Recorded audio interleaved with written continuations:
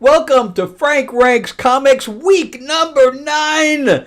What's going to be number 1 this week? Let's talk about Marvel, DC, and Independence right now.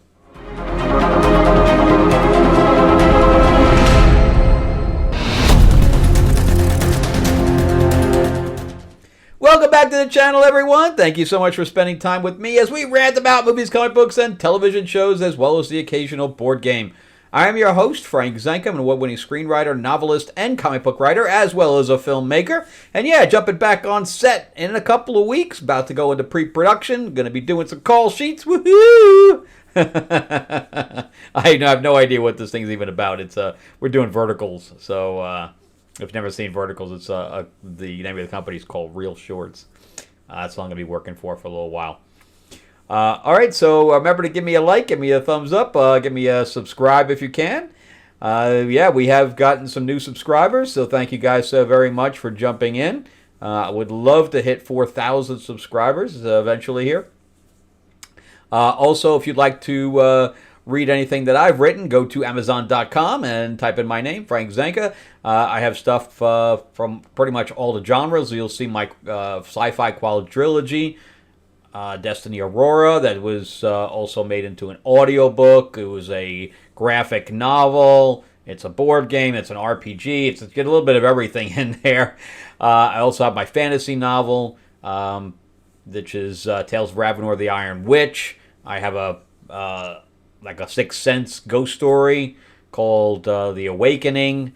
I have a Holocaust biography called Escape from Berlin. Obviously a true story biography. So if you like, true stories, or you like ghost stories, or you like sci-fi, or you like fantasy, I have pretty much everything in there. But anyway, check all that out. I'm working on a new novel right now, which I have been editing nonstop, called The Battle for the Ruby Slippers, and I'm working on a comic right now, and the artwork looks phenomenal, called Fairy Tales of Terror. Yes, I'm going into the fairy tale thing right now. All right, so let's jump into, I have 9 books this week, ranging from Marvel, DC, and the Independents. And I don't know what you guys are reading right now, or if you're reading anything. But if you're not, then this might be a good way to say, hey, what comics are out there? Maybe I should pick something up. I should hit my local comic book shop, LCS, as we call it in the biz. I'm just kidding. That is what they call it, but there is no biz.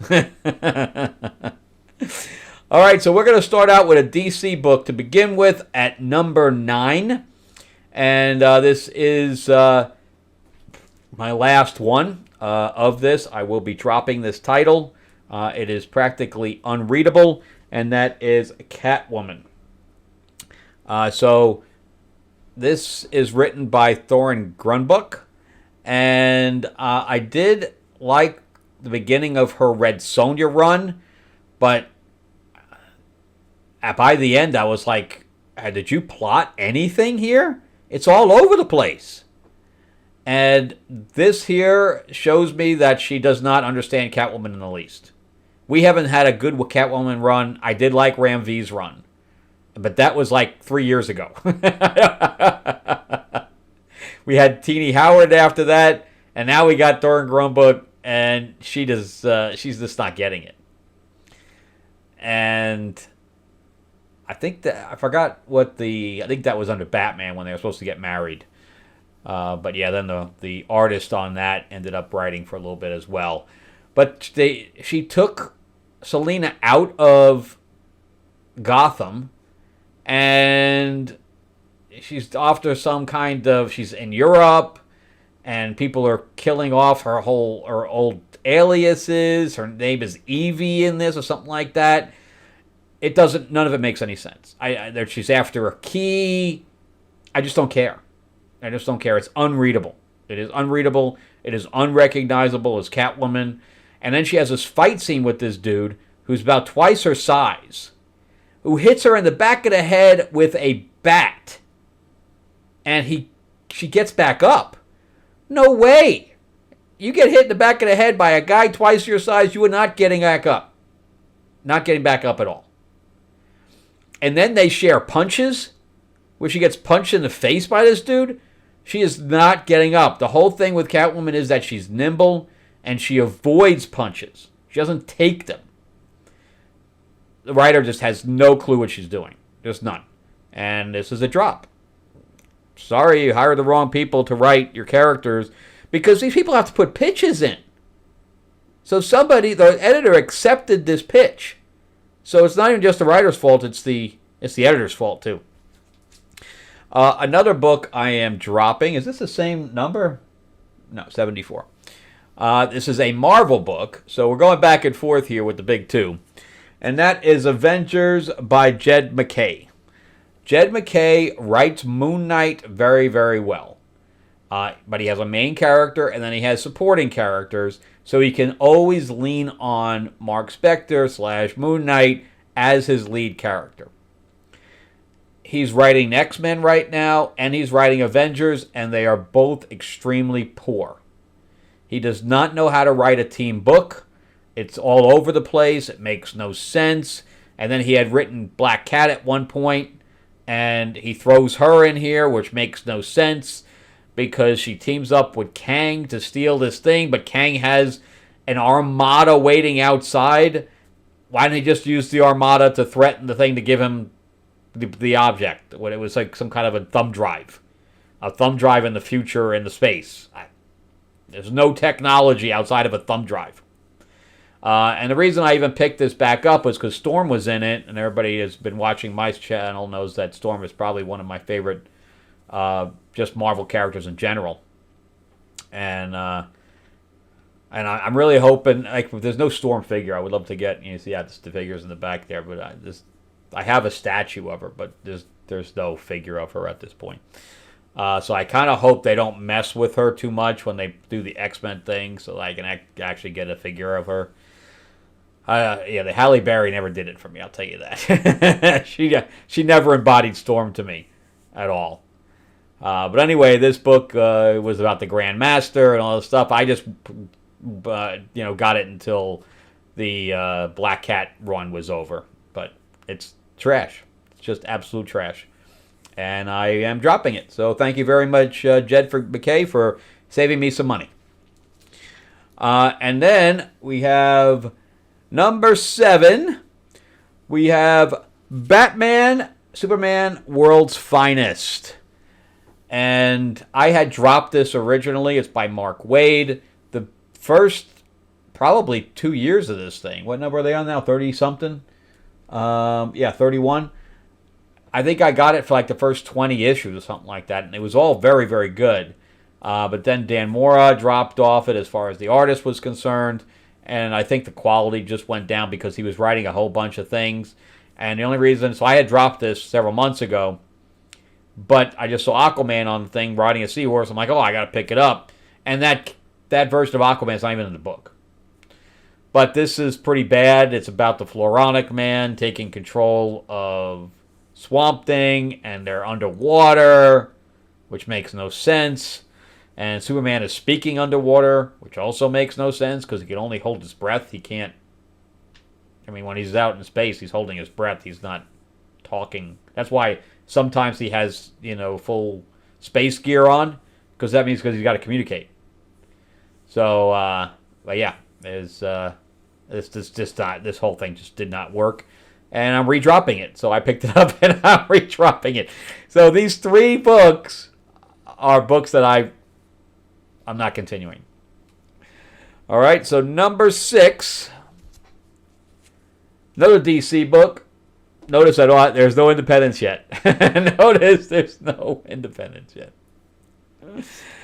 So number 6, we have Zatanna. So this is written and by Campbell. So it's written and drawn by Campbell. And this is one of the reasons why you don't have writers and artists being the same people. You don't give your artist the ability to write something. Some people, like John Byrne, he could pull it off. But they're like writer-directors, they're few and far between. A lot of people can't do both. And this is one of the things. So the interior of this is beautiful. It's the artwork is amazing. And if you like Zatanna, it's just, a cacophony of, of these huge spread out pages, which are really, really nice. But the plot is just no plot at all. And, she's got this sword, this magical sword through her, throughout this entire thing. She goes to the bar. The bar is having problems, where the Detective Chimp is there. I forgot who the girl was, the tarot woman, and Blue Devil. And I always like Blue Devil, but he's not. He's a tier C character. But that's the only parts that are good is when they all kind of banter. But other than that, there's nothing about this thing that's worth reading. We have this white lady white. I don't know. And none of it makes any sense. It makes any sense. So I'm going to continue with it. It's got 6 issues. So this is issue 2. I'm probably I'll get one more and see if it's worth continuing. Like the DC Vampires one, unless it's a slow week, I'm not gonna be picking that up. This is probably the same thing. If it's not a slow week, I'm not really gonna. If it's a big week, nah, I probably just drop it. Okay, number 5. Now we get into some independents. We have Green Hornet by Dynamite with Miss Fury. This is written by Alex Segura. Now, Alex Segura is also writing Dick Tracy. He's about to write the new Star Wars that they're finally putting after Jedi, because putting their storyline between Empire and Jedi is a really bad idea. It took them 4 years to figure out, where they've lost sales. I mean, the Star Wars books are completely, they're less than the top 100. That nobody buys them anymore. Because they mess with canon, all this stuff. It just makes no sense. But anyway, so I'm interested to see what he does. But I can tell he really doesn't understand Green Hornet, because Britt Reed doesn't treat Kato, which is Driver for the most part, but they've teamed up to become vigilantes, pretty much. He runs a news organization that he inherited from his father. And so he's rich, kind of like Batman. And he has no powers like Batman, but he has a cool car and he has cool weapons. So he's pretty much Batman without the fighting prowess. He does have some fighting prowess, but nothing compared to Batman. He's not leaping off buildings or anything to that effect. What he did was he said, okay, if I'm going to fight against corruption, I'm going to fight against criminals in the city, I will become one. And instead of fighting them to put them behind bars, I'm going to fight them so that they have to leave being a criminal because they can't exist because I'm the biggest criminal in the city. Which is pretty cool. That's a pretty cool idea. There's been nothing else like that. And this character's been around since before the 60s. I think the 50s was when the TV show was out. Of course, he was also in Batman. Of course, Bruce Lee also played Kato.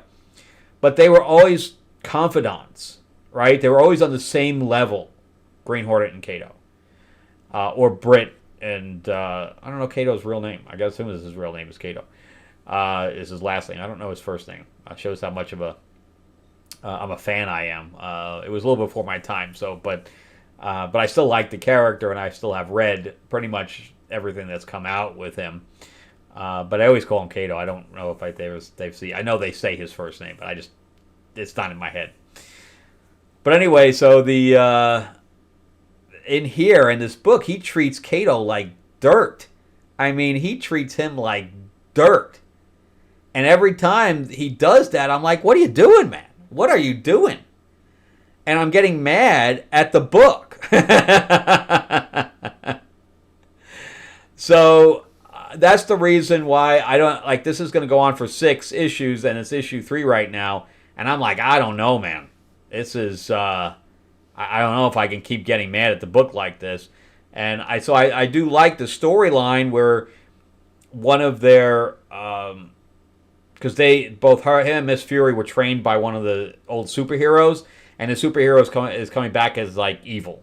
So I kind of like that. So it's kind of like little bit like Watchmen kind of thing. So I like that, but I don't know if I can. Normally, it's the characters that kind of help along the story. Here, they're hindering it because Britt is such a dick. So I don't know. I'm up in the air because I kind of want to see what happens, but at the same time, I don't know if I can stomach Britt's personality and characterization through this thing. It's such an offshoot from what the characters really like. So anyway, moving on to Titans by John Layman. Of course, he took over for Tom Taylor. I didn't dislike Tom Taylor's run as much as some other people did. This is about Deathstroke going back after the Titans. Of course, he's the arch nemesis of the Titans. A lot of this makes no sense because Dick here is, I guess, is being tracked because of something that happened in Bloodhaven or whatever, and he gives up the leadership of the Titans where they have to go underground, but yet he's still part of the Titans. So he gives up the leadership to Donna Troy. So I almost figure that John Layman wants Donna Troy to be the leader and has no idea how to actually do it and leave Dick on the team. So he just says, I'm just giving it up. But yet he's still part of the team. And people still come to him for advice. People still come to him saying, well, I don't want to tell Donna. So he's still being treated like the leader. So none of it makes any sense. And then on top of that, you have Clock King that has mental powers. Well, how the hell did that happen? That doesn't track with the character in the least. This part I liked with Psycho Pirate. He's also working for Deathstroke, but he's trying to use Raven's emotional powers to augment his own, which I like that idea. It's a good idea. But then he goes off and tells her everything. He's like, she doesn't even ask him who he's working for. He just comes out and tells her. It was just stupid. It was silly writing, lazy writing where he didn't know how to divulge the information because they need to know that Deathstroke is the boss because he needs to start closing this up. But instead of coming up with a way to have the information be transferred, he just has them just tell it. Stupid. So stupid. So I like parts of this and I don't like others, but it's at the top of the stuff that's mid. Like I'd say that Green Hornet is mid. The stuff below that is just bad. And now we'll get into some of the good stuff, but stuff that I read digitally. I also reread Space Ghost again, number 11, which I think is a really good issue, but I had that on top of my last week, so I'm not putting it back in, even though I reread it, because I got the physical copy this time. But anyway, this I read digitally. G.I. Joe, I don't know what number it is off the top of my head. Is it 5? Something like that. I think it's 5. So this is, they get captured. Baroness is part of the G.I. Joe team, which I find very interesting. And I think this is Philip Kennedy Johnson's writing this, I believe. And they get taken to Mars, not the planet, but Destro's company. And Clutch is there undercover. So they're about to shoot. They're beating the crap out of Duke because he's just mouthing off. Meanwhile, Cobra Commander I think Destro's guys also got this chair that's like a mental chair. And they're going to ignite this thing, and whoever's within this radius is going to become loyal to Cobra. But anybody within like the first mile or something like that, or the initial, I don't know, I forgot what he said, but the initial direct circumference from the actual chair just gets their mind wiped completely. So anyway, we have Duke got to get his ass kicked. He's about to get shot in the head, and he just starts laughing. Oh, that's right, and they take Baroness. So he's about to beat the crap out of Baroness, meaning Destro. And he starts laughing. He's like, what are you laughing about? And he's like, go Clutch or something like that. And Clutch is in a his tank, and he starts just shooting up everything. It's very, very action-packed. And we'll see what happens with Cobra Commander in the chair. But my critique of this is even Phil Kennedy Johnson knows that he had some laser writing in there. He knew it because he openly says, he has Baroness say, how did you know that Clutch was going to come through? He's like, I didn't. It was a guess. That's lazy, man. That is lazy. At least have some kind of communication beforehand so he knows. So that's lazy. But overall, it was a good issue. I'm not a fan of the art, unfortunately. I think the coloring on it is crap. I think that even the pencil art is very, very sketchy.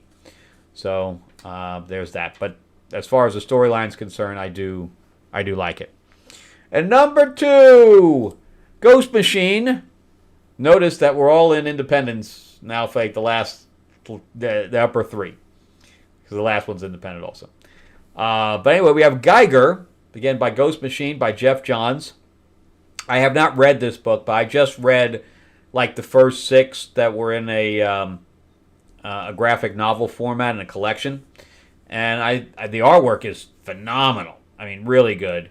And it's about this apocalyptic world where we have this guy that's absorbed radiation to the point where he exudes it. And he has these control rods that fit into his back that keep it at bay. But if he pulls the rods out, then the radiation will come out. You can't shoot him or anything like that because the bullets literally dissolve from the amount of radiation heat. And he just fries everybody. He has a 2-headed dog named Barney, and he hangs around with a knight who I think worked in Vegas or something like that. I don't know. He's not a real knight, but I guess he has armor to some degree and stuff like that. But he's like got a burn on one side of his face and stuff like that. So you have really, really interesting characters here, and he ends up taking Geiger, which his name is Tariq, to someone that has the same affliction he has, but she's able to control it, and she's trying to teach him how to control it, and he's just out of control. And then we get a reveal at the end that the person, like the doctor that ended up creating control rods, he thought was dead, or she told him was dead, and isn't. So, and she's got him locked up. So really, really, really good stuff. If you're not reading Geiger, it is pretty decent. If it wasn't for digital, I probably wouldn't have been reading it at all. But it's definitely worth. A lot of the Ghost Machine stuff is like Rook is going to be coming back, even though he took my name of my bird, Poe. I do not like Red Coat, so there's some stuff in there I don't like, but the stuff that I do like is very good. All right, so number 1. Dick Tracy, believe it or not, Alex Segura, again. The first run of this was only so-so, but this run with the Blank as the villain is very, very good. And we have an amazing scene in here in a chemical plant that's very, very cinematic, where he saves Breath of Mahoney. And it's very gritty, and it's just really, really well done. This again, the last storyline was about real estate, and I didn't really get what I wanted out of the last run. But this run, I think this particular storyline is really, really good, and I like pretty much everything. Pat Patton acts very, very strange in this. He doesn't act. He's a red herring on purpose, and it's obvious that they're making him act differently than he would normally act. But other than that, this is really good. The artwork is very, very stylized. It's not really my cup of tea, but the storyline is really good. So it's not bad artwork at all, but it's just not great. It's not Geiger slice, type of artwork. All right, so that's it. So Dick Tracy takes number 1, and Marvel and DC are at the bottom of the list. All right, that's it for me. I went really long on this one. I jabbered too much. I got to get writing right now. I'm writing a short story for Destiny Aurora for a magazine. I'll definitely let you know when that comes out. Remember to give me a like, give me a subscribe if you can. Ring that bell, ding, ding. Share this video out there so people know what's out there as far as Marvel, DC, and the independents, what's worth reading.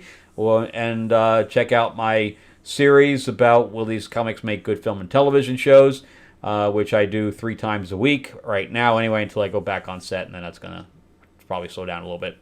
But also, check out Amazon.com, type my name, Frank Zanca, and you see some of the stuff that I've written. All right?